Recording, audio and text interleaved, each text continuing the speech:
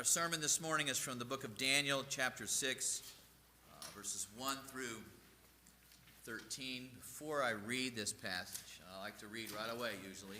Just want to set a little context again.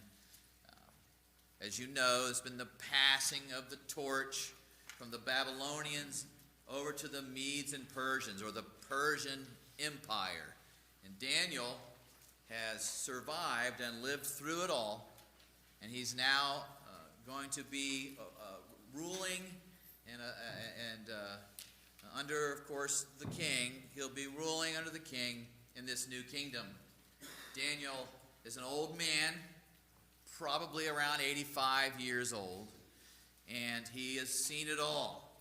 He was there at the very beginning. Perhaps when he was 15 years old, he had been carted away to Babylon, had known Nebuchadnezzar, would have known his successor, and knew Belshazzar, and was there when Belshazzar probably died. And now Darius the Mede is ruling over Babylon, probably a local king right there over Babylon, because they would have stayed. The Persians came in, they loved the city, and so they took it over. So now they're in charge.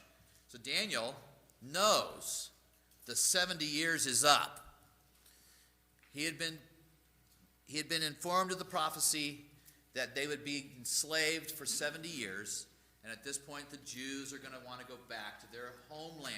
So you can just imagine, for 70 years, Daniel's been facing Jerusalem, praying morning, noon, and night for the day when Israel would go home to Jerusalem, and that when Jerusalem would be rebuilt and the temple would be rebuilt. That's why in the book of Ezra, chapter 1, in the first year of Cyrus, who was the